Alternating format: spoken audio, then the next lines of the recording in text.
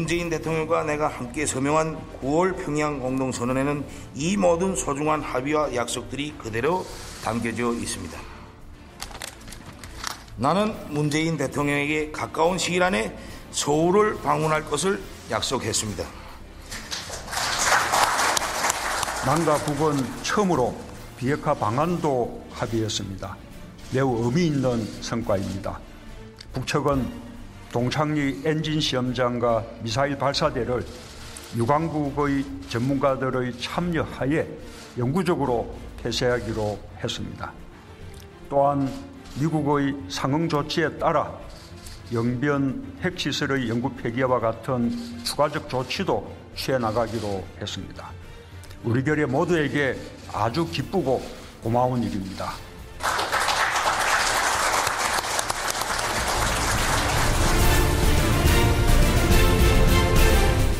네, 문재인 대통령과 김정은 위원장의 9월 평양 공동선언 이후 있었던 공동 기자회견 내용 여러분께 지금 들려드렸는데요. 두 정상이 합의문 형식으로 발표를 했습니다. 이번 그 9월 평양 공동선언 어떤 내용을 담고 있는지 두 분과 함께 말씀 나눠보겠습니다. 먼저 전 통일부 차관이시죠. 이관세 경남대 극동문제연구소장 나오셨습니다. 어서 오십시오. 안녕하세요. 예, 그리고 이화여자대학교 김석향 북한학과 교수도 자리하셨습니다. 어서 오십시오. 안녕하십니까. 예. 뭐, 한 시간도 안 됐어요. 지금 이 공동선언이 나온 시기가. 그래서 두 분께서 이 평양 공동선언 살펴보시는데 지금 정신이 없으셔서 네. 시간도 많이 부족할 네. 것 같고. 그렇지만 좀 분위기라는 것부터 좀 여쭤보도록 하겠습니다. 먼저 이관세 소장님. 공동선언 합의문 작성하고 그 기자회견 보셨을 텐데 분위기 어떠셨어요? 보시니까. 역시 이번 그 남북 정상회담은 비핵화 문제하고 네. 군사 문제 그리고 남북 관계 진전 문제 뭐 이렇게 세 가지 정도인 것 같은데 네.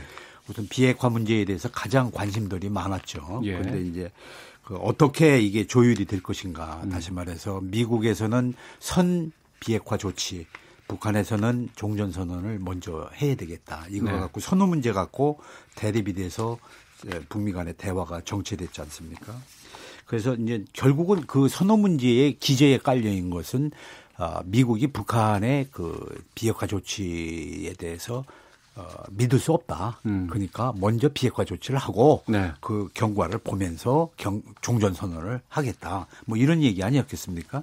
또 북한은 내가 분명히 비핵화 의지가 있고 완전한 비핵화를 하겠다고 했는데 네.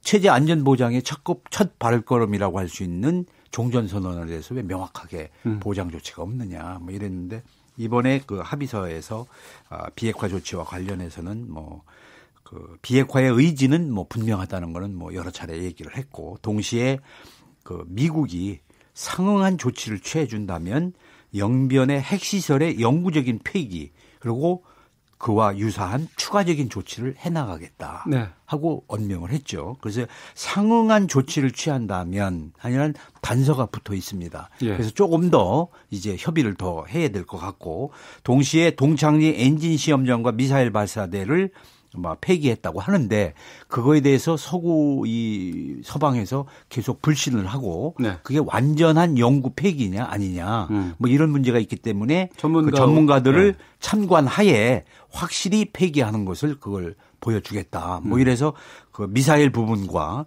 핵 그 시설 이 부분에 대해서 명확한 자기 의지를 다시 한번 밝힌 게 좀 관심이 가는 대목입니다. 예. 그리고 이제 내부적으로는 아직 군사 분야의 합의서가 안 나왔습니다만은 그 군사적인 적대 관계의 종식과 그 한반도에서의 그 전쟁 위험 제거 그리고 적대 관계 그 해소를 위해서 여러 가지 군사적인 합의를 한 걸로 알고 있습니다. 그 합의서를 보면은 나오면 또 말씀을 드리겠고 예. 다른 거는 뭐 통상 하던 것의 연장선상에서 있고 다만 서해 경제 공동특구 그리고 동해 관광 공동특구가 새로 이번에 아마 들어간 것 같습니다. 예. 그게 좀 눈길을 끄는 것 같습니다. 김석현 교수께서 보시기에 이번 그 공동선언에 담긴 내용들 중에서 네. 이 부분은 좀 예상하지 못했다. 아니 이 부분은 참 뜻깊다라고 하는 부분은 어떤 거 꼽으실 수 있을까요? 저는 학습 효과가 있구나 하는 생각을 먼저 했는데. 학습 효과? 예. 그러니까 그 동창리 그 시설을 네. 그러니까 기자들을 모아놓고 전 세계에서 이제 기자들을 모아놓고 그러니까 폭발을 했잖아요. 예, 그랬죠. 계속해서 우리 언론에서도 그렇고 기자들도 이게 진짜 폭파한 건 맞긴 맞냐. 아, 그렇습니다. 뭐 앞부분만 이게 막혔지. 쇼 아니야? 그렇죠. 뭐, 한마디로 쇼라는 거 아니냐.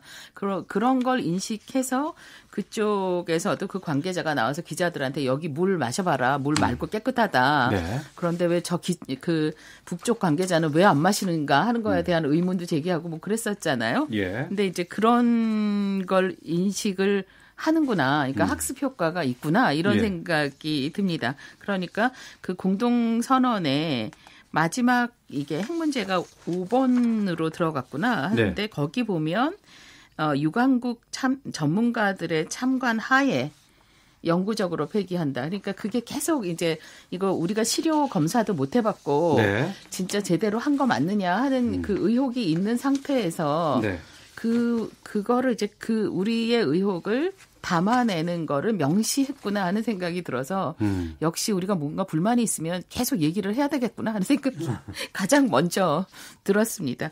근데 그럼에도 불구하고 전체적으로 그러니까 만족스럽냐? 그러면 사실 그렇게까지 만족스럽지는 않은데, 그러니까 특히 이 비핵화가 가장 중요한 이슈였잖아요. 그렇죠. 그 비핵화 부분을 따지면 그 공동선언의 1, 2, 3, 4, 5 중에서 5항, 5항이 이제 그 비핵화에 해당이 될 텐데, 그러니까 이 문구를 읽어보면서 저는 무슨 생각을 했느냐 하면, 이게 김정은 위원장도 그러니까 그 자신의 주변에 있는 그 핵심 인력들을 설득해야 하고 또 한 걸음 더 나아가 북한 주민들을 설득해야 하는 과제가 있겠구나. 그러니까 그런 걸 감안해서 이만큼 얘기를 했나 보다 하는 생각은 들지만 여전히 이제 저는 뭐 북한 주민도 아니고 딱히 김정은 위원장의 그 설득을 들어야 될 위치도 아닌 만큼 이거보다 조금 더 한 걸음 더 나아갔으면 좋았겠다 하는 아쉬움은 남기는 합니다. 예, 김석현 교수께서 지적해 주신 아까 그 부분이 5-5항의 5의 1항 같아요. 그렇죠. 네. 북측은 동창리 엔진 시험장과 미사일 발사대를 유관국 전문가들의 참관하에 우선 영구적으로 폐기하기로 하였다. 이 부분이 학습 효과 때문에 좀 더 저는 그렇다는 생각이 드네요. 알겠습니다. 이 얘기인 것 같아요. 예, 이관세 소장님. 무슨 얘기냐면은 북측에서는 체제 안전 보장으로서 종전 선언을 요구를 하는데 미국에서는 선행적으로 비핵화에 전제적인 조치를 취해라. 그런데 북측에서는 나름대로 난 조치를 취했다. 그렇죠. 근데 그걸 잘 안 믿어준단 말이에요. 다시 말해서 동창리 엔진 시험장이나 풍계리 핵실험장이나 폐쇄를 하고 이 1단계 어떤 기초적인 비핵화 조치로서 취했는데 이걸 안 믿어지고 그거 뭐 다시 복구하면 그만이 잡냐. 뭐 자꾸 이러니까 그렇다면 유관국 전문가들이 참관하에 확실하게 영구적인 폐기가 되는 그것을 명확하게 보여주겠다 하면서 또 하나는 상응 조치를 취하면 영변 핵시설을 영구적으로 폐기하겠다는 그런 의지를 밝힌 건데 조건부로 돼 있지 않습니까? 다시 말해서 왜 나만 자꾸 이런 조치를 취하느냐. 미국은 종전선언이나 체제 안전보장에 대해서 단계적으로 또는 어떻게 해준다는 것이 없이 나만 요구를 하니까 자꾸 단서를 붙이는 거예요. 이게. 그래서 미국도 종전선언에 대해서 어떻게 해주겠다고 하면은 오케이. 나도 이거에 대해서 뭐 조치를 하겠다. 뭐 이렇게 가자는 뜻인 것 같습니다. 그래서 자꾸 조건부를 붙이고 직접적으로 영변 핵시설을 영구적으로 폐기하겠다. 이번에 이것이 아니라 상응 조치를 취하면 6.12 북미 공동 성명의 정신에 따라서 상응 조치를 취하면 이런 폐기를 하겠다. 이런 식으로 되기 때문에 근데 이제 우리가 여기서 이 합의서는 이렇게 나왔더라도 그 문 대통령과 그 김정은 위원장 간에 이제 깊은 얘기들이 많이 됐을 거예요. 또 미국이 또 전달을 요구하는 내용을 충분히 설명을 했을 거고 그래서 합의서에 이 비핵화와 관련해서 담는 거는 제한적일 수밖에 없다. 왜냐하면 결국 그거는 북미 간에 합의를 해서 북미 간의 합의서에 실질적인 조치 내용이 담겨야지 여기에다 그 실질적인 남북 합의서에 다 담을 수는 없을 것이다. 그 비핵화와 관련해서는 우리가 책임자가 아닌 중재자기 때문에. 그러니까 다음 주에 이제 한미 정상회담이 있으니까 막 그때 아마 실질적인 얘기가 좀 더 폭넓은 얘기가 논의가 되지 않을까 이렇게 예상이 됩니다. 알겠습니다. 그 두 분 말씀하시는 가운데 앞서 말씀하셨던 그 판문점 선언 이행을 위한 군사 분야 합의서 관련된 내용의 보도 자료가 지금 막 들어왔어요. 근데 두 분이 지금 이걸 보실 시간이 없어서 제가 틈틈이 뭐 말씀을 좀 드리거나 뭐 여러 가지 뭐 우리 청취자분들의 의견을 소개해 드릴 때 좀 살펴봐 주시기를 좀 부탁드리겠습니다. 합의서의 주요 내용도 좀 들어와 있는데 저도 아직 지금 잘 챙겨보질 못하고 있어서 7719 쓰시는 분께서 김정은 위원장이 남한에 온다는 것은 전례가 없었던 놀라운 선언이라고 봅니다. 라는 의견도 주셨고요. 그래서 이 부분 살짝 좀 짚고 넘어가 보도록 하죠. 그 합의서의 6번인 것 같아요. 가까운 시일 내에 서울 방문하겠다는 김정은 위원장의 발언. 이것은 어떻게 보시는지 김석향 교수께서 말씀해 저는 주시죠. 기대는 살짝 하고 있었어요. 왜냐하면 이미 그러니까 우리 대통령이 3번째 평양을 가신 거고요. 그러니까 정상회담은 사실 5번인데 2번이 이제 판문점에서 만났기 때문에 그렇죠. 그러니까 판문점에서 만난 것 자체는 저는 굉장히 신선하다고 생각했거든요. 굳이 평양이나 굳이 서울로 오지 않아도 서로가 일정 정도의 노력을 기울여서 그리고 생각보다는 가볍게 만날 수 있는 장소예요. 거기가.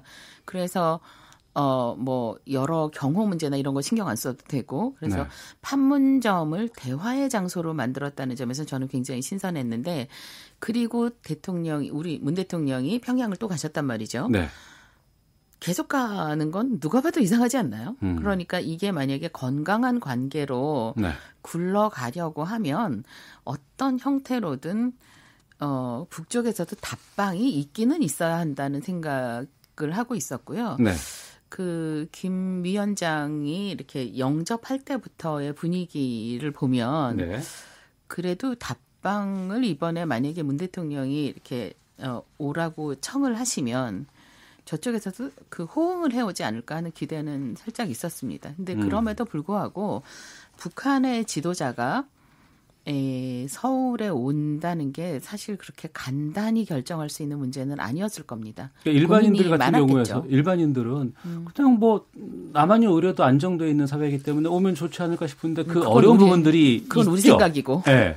어떤 부분들이 있을까요? 그러니까 일단은 그 안전 문제를 굉장히 걱정할 겁니다. 그러니까 우리는 북쪽의 그 위협에 대해서 늘 두려워하지만 또 그 북쪽에 사는 주민들은 그리고 한 번도 한국에 와보지 않은 대부분 사람들이 그럴 거 아니에요. 그러니까 한국에 와보지 않은 그 사람들의 입장에서는 정말 저기도 사람 같은 사람이 있나 정말 그렇게 무섭지 않은 사회인가 하는 것에 대해서 굉장히 그 두려움이 있거든요.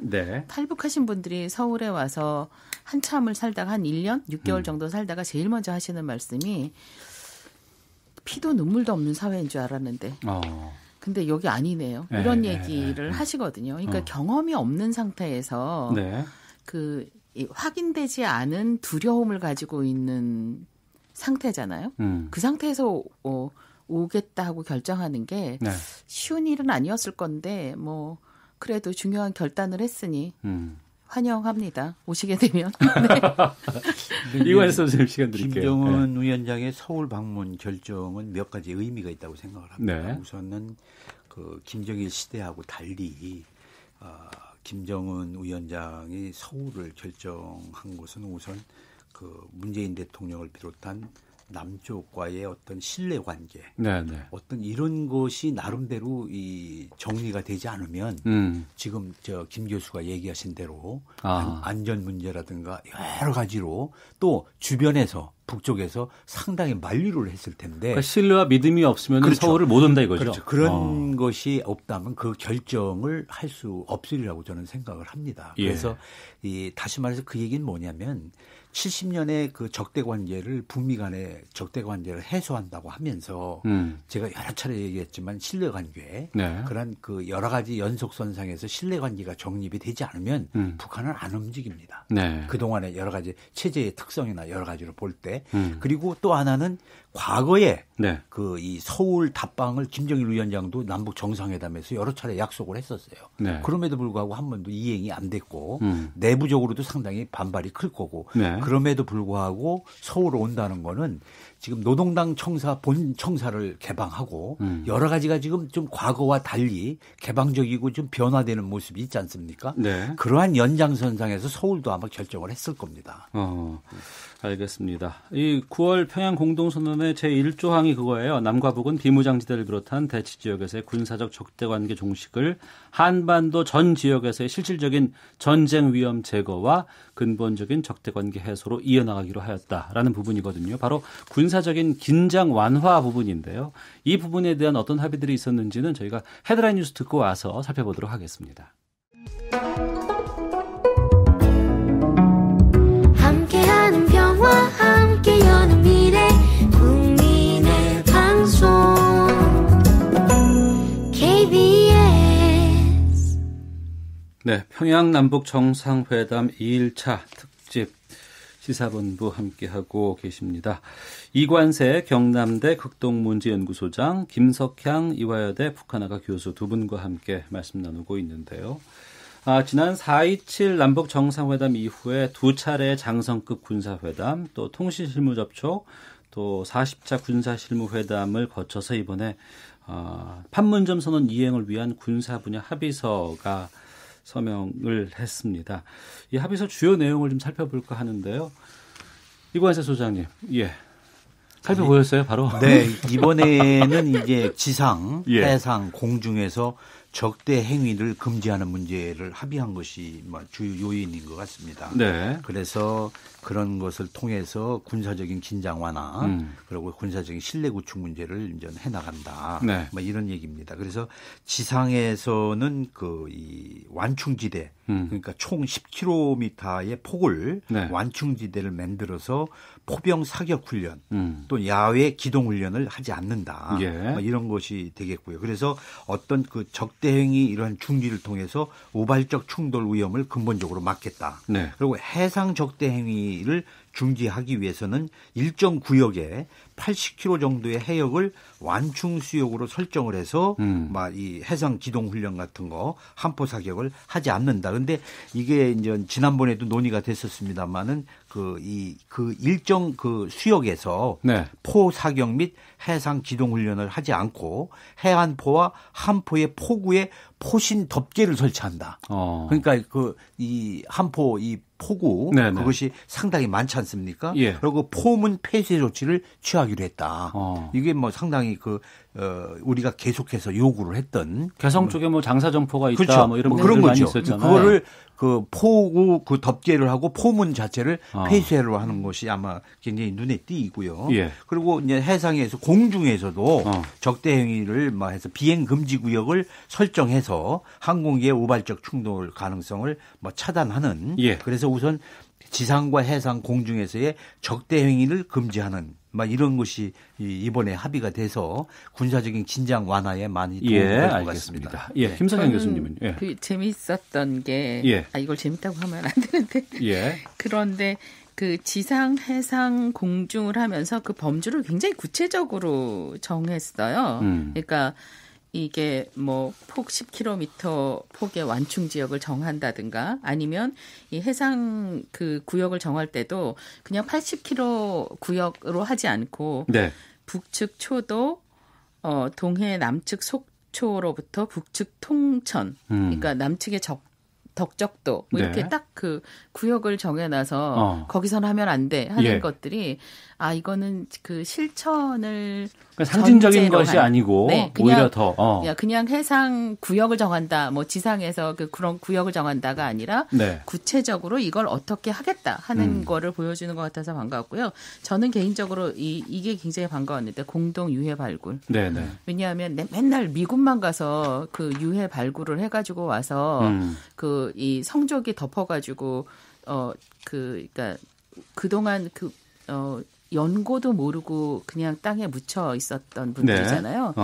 그분들 시신을 수습하지 못하는데 미군은 해가는구나 하는 것 때문에 굉장히 가슴이 아팠었는데 네. 이번에 그 공동 유해 발굴을 하기로 하고 내년에 이걸 구체적으로 진척시킨다고 적어도 그러니까 비무장지대 안에서 네. 그렇게 결정해 놓은 건 굉장히 반갑습니다. 네, 김석현 교수님께서 말씀해 주신 것처럼 저도 지금 이걸 보고 있습니다만 공동 유해 발굴 같은 경우에도 아주 구체적이에요. 네. 철원 화살머리 고지 일대에서 올해 내 지뢰와 폭발물을 제거하고 또 유해 발굴은 내년 19년 4월 1일부터 10월 30일까지 추진한다라고 네. 아주 그 기한을 못 박았고 네. 장소까지도 이렇게 해놨다는 네. 거는 이번 군사 분야 합의서는 상당히 좀 실제적이고 좀 바로 이행할 수 있는 것들. 그러니까 진짜 공동 유해 발굴을 할 거잖아요. 예. 그런 사실들이 굉장히 반갑습니다. 예. 근데 이 공동 유해 발굴도 중요하지만 그걸 하기 위해서는 지대를 다 제거해야 돼요.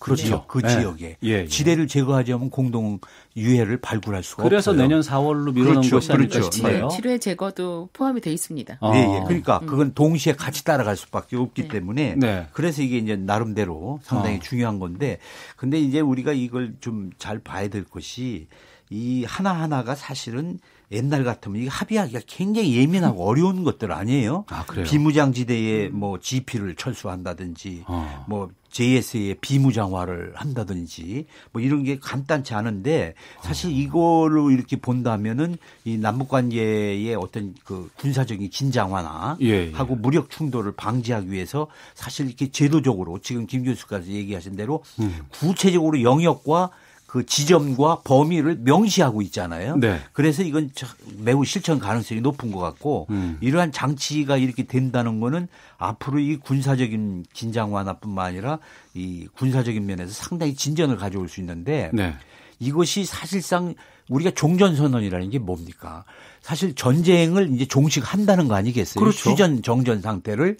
근데 사실 그 선언만 가지고 있고 비무장지대고 이런 휴전선에 화력이 집중돼 있으면 무슨 의미가 있습니까? 대치가 돼 있으면은 이런 거 하나를 제거하는 것이 사실상 종전으로 가는 과정이라고 저는 생각합니다. 이게 오히려 더 실질적인 거예요. 정치적인 선언 하나 이렇게 하는 것보다도. 네. 그래서 이런 것은 남북 간에 할 수 있는 거는 남북 간에 지속적으로 해 나가고 북미 간에 비핵화 협의를 해서 또 비핵화하는 문제는 북미 간에 또 논의를 해 나가고 이런 과정 이러한 남북 간의 군사적인 긴장 완화가 결국은 비핵화하는 데도 촉진적인 역할을 저는 하리라고 봅니다. 그래서 군사적인 대치가 없고 긴장이 없고 대립이 없으면은 비핵화에도 상당히 영향을 주지 않겠습니까? 그래서 이번에 군사회담의 합의는 우리가 직접적으로 비핵화를 강제할 수는 없겠지만 나름대로 이러한 남북 간의 군사적인 합의를 통해서 이렇게 비핵화에도 촉진적인 역할을 하고 상당히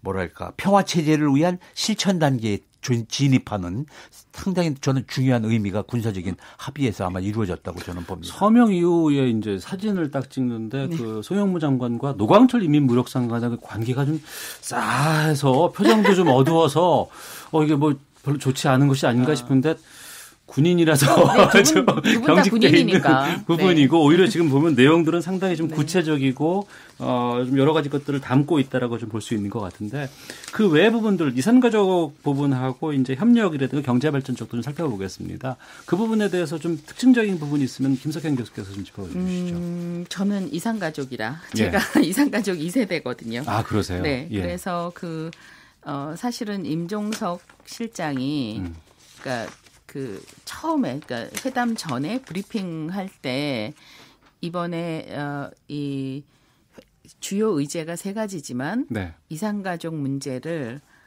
포함한다. 그러니까 주요 의제 3가지에 포함이 되지는 않았지만 이산가족 문제를 심도 있게 논의하기로 하겠다는 얘기를 들을 때부터 네. 그러니까 뭐가 나올까 하는 그런 기대가 조금은 있었습니다. 그래서 열심히 봤거든요. 그 부분부터. 그런데 이제 일단 반가운 거는 저희가 금강산 지역에 이산가족 상설 면회소를 지어놓기만 하고 써보지도 못한 채 그냥 금강산이 문이 닫혔잖아요. 그리고 10년을 보냈어요. 네. 그리고 10년을 보냈죠. 근데 이거를 조속히 복구하기로 하였다. 그런데 이 복구가 무슨 뜻일까 하는 거를 아직은 명확하게 모르겠습니다. 그리고 이산가족의 화상상봉과 영상편지 교환 문제를 우선적으로 해결해 나가겠다. 이거는 일단 굉장히 반가운 일이기는 한데 그 전면적 생사 확인 같은 게 없구나 하는 점에서는 아직 아쉽습니다. 네. 그러니까 이산가족 분들이 그러니까 1세대는 사실 아주 빠른 속도로 돌아가시고 계시거든요. 네. 근데 그분들이 한 분이라도 덜 돌아가셨을 때 아직 그분이 계실 때 조금이라도 생사 확인만이라도 했으면 전면적으로 하면 좋겠다는데 구체적으로 그 문구는 빠져 있어서 조금 아쉽기는 합니다. 네. 추가로 조금 말씀드리면 상설면에서 복구는 상설면에서를 만들어 놓고 이산가족이 대면 상봉을 할 때 1층은 썼어요. 그 1, 2층 정도는. 네. 그리고 그 객실을 하나도 안 써가지고. 이번에? 아니 10년 동안. 10년 동안. 그렇죠. 그래서 거의 그 객실을 사용을 안 했기 때문에 그게 망가져서 다시 좀 개수 작업을 좀 한다는 얘기고요. 그래서 그게 돼야 북쪽에서도 사람이 와서 자면서 면회를 할 수 있고 상봉할 수 있다. 그리고 영상편지 교환은 대한적 14사가 오래전부터도 그 가족들을 상대로 해서 그 영상 자료를 다 저희 아버지도 찍으셨습니다. 다 만들어 놓고 있어서 북쪽에다가 보내만 주면은 북쪽에서 가족한테 전달을 해서 정말 뭐 꼭 만나는 것도 중요하지만 영상을 통해서 뭐 다 들어볼 수 있고 볼 수 있으니까. 다룰 게 너무 많은데 시간이 지금 다 됐어요. 그래서 경제 분야에 대해서는 두 분께서 이 여러 가지 선언에 담은 합의문 중에서 가장 핵심적인 것들 하나만 무엇이 있을지 말씀해 주시죠. 김석영 교수님. 예. 이게 꼭 경제 분야여야 되나요? 그러니까 아니 상관없어요. 눈에 띄는 거는 개성공단과 금강산 관광 사업을 우선 정상화하겠다는 게 저는 눈에 띕니다. 그러니까 서해나 동해에 그런 공동 특구를 만드는 것도 반가운 일이기는 한데 사실은 개성공단이 문을 닫은 이후에 우리 기업인들이 정말 피눈물을 흘리면서 기다리고 있었고요. 알겠습니다. 네, 그 부분하고 이건 아쉽습니다. 예, 뭐 그거하고 서해 경제 공동 특구 그리고 동해 관광 공동 특구를 조성하는 문제를 협의해 나간다는 게 추가된 것 같고요. 다른 것은 뭐 철도 도로는 있었던 얘기고 환경 산림 협력도 뭐 실천적으로 해 나가겠다. 뭐 보건 의료도 뭐 계속 해 나가겠다. 두 분 다음에 또 모셔야 될 것 같아요. 이번에는 너무 많이 못 들었습니다. 네, 두 분 고맙습니다.